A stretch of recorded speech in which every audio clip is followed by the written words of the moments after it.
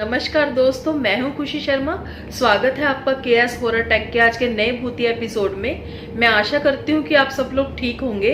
तो दोस्तों, आज जो मैं कहानी आपके लिए लेकर आई हूं, ये हमारे सब्सक्राइबर इंद्रजीत जी के एक दोस्त की कहानी है, जो कि पंजाब के लुधियाना शहर की कहानी है। ये कहानी आज से लगभग 15-16 साल पहले की कहानी है। तो चलिए कहानी शुरू करते हैं। दोस्तों, ये कहानी इंद्रजीत जी के दोस्त की कहानी है, जिसका नाम कार्तिक था। इंद्रजीत जी ने बताया कि जब वो 12वीं कक्षा में पढ़ते थे, उस समय उनकी उम्र 18 साल की थी। तो वो और उनका दोस्त हमेशा स्कूल जाया करते थे। तो स्कूल टाइम से ही कार्तिक को एक लड़की बहुत ज़्यादा पसंद थी और वो उससे प्यार भी करते थे। लेकिन कुछ ही दिनों बाद उस लड़की की कार एक्सीडेंट में मृत्यु होगी। जब कार्तिक को ये बात पता चली तो वो बहुत ही ज़्यादा उदास हो गया। और जिस दिन उस लड़की का अंतिम संस्कार करना था, तो कार्तिक शमशान घाट के बाहर ही खड़ा रहा। और सबके जाने के बाद शाम को जब वो उसकी चिता के पास गया, तो वो उसने 4 फूल लिए और उसके बाद उसकी चिता के आसपास फेरे लेने लग गया। जब 7 फेरे लेने के बाद उसी चिता के पास एक फूल रखा था और उसने उस फूल को उठाया और उसके बाद उसे कहा कि जीते जी तो हमारी शादी नहीं हो सकी, लेकिन मरने के बाद आज मैंने तुझसे शादी कर ली है और आज से हम दोनों पति पत्नी हैं। और इतना कहते ही वो अपने घर की ओर आ गया। तो जैसे ही वो घर पहुंचा तो उसने अपने घर के बाथरूम में उसी लड़की को देखा और वो लड़की उसे देखकर बहुत ही ज़्यादा मुस्कुरा रही थी।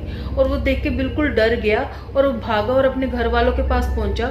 तो उसने बताया कि जो हमारे मोहल्ले में लड़की मरी है वो मुझे अपने बाथरूम में दिखाई दी। और घर वालों ने उसकी किसी भी बात पर भरोसा नहीं किया। उन्होंने सोचा कि इसका वहम होगा, ये ऐसे ही बोल रहा है। तो उसके बाद क्या हुआ कि वो लड़की उसको हर जगह पे दिखाई देने लगी।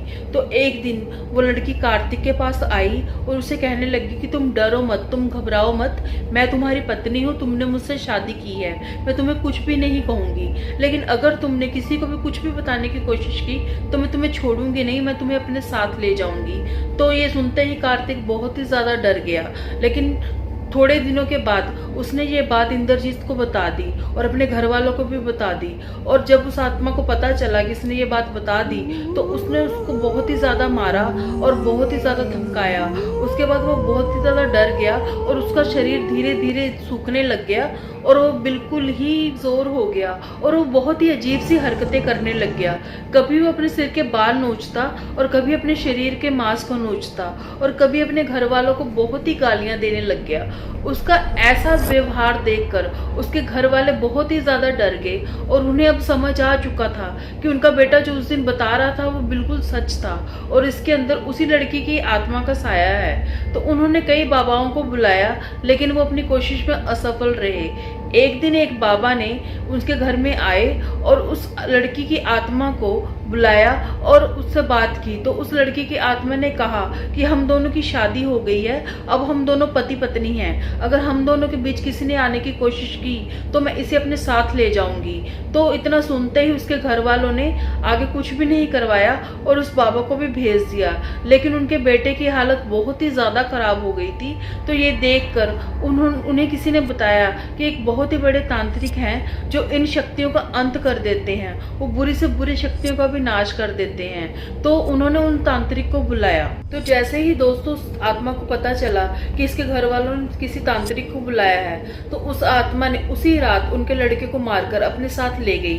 तो जब सुबह तांत्रिक घर पहुंचा तो उन्होंने अपने लड़के का कमरे का दरवाजा खोलकर देखा तो उन्होंने अपने लड़के को मृत पाया।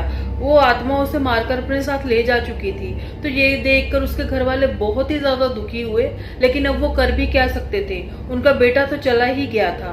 तो दोस्तों, ये जो कहानी थी ये यहीं तक थी और ये बिल्कुल ही सच्ची घटना है। तो दोस्तों, हमें किसी भी मृत आत्मा के साथ ऐसा मजाक कभी नहीं करना चाहिए। दोस्तों, कार्तिक की एक भूल की वजह से उसे अपनी जिंदगी से हाथ धोना पड़ा। तो दोस्तों, ये कहानी यहीं तक थी। होप आपको ये कहानी पसंद आई होगी। अगर आपके पास भी ऐसी कोई सच्ची घटना है तो मुझे मेरे इंस्टाग्राम चैनल पर लिख भेजिए। तब तक के लिए मैं खुशी शर्मा आपसे विदा लेती हूँ और मिलते हैं आपको एक नई स्टोरी के साथ। तब तक के लिए good night, take care, bye bye.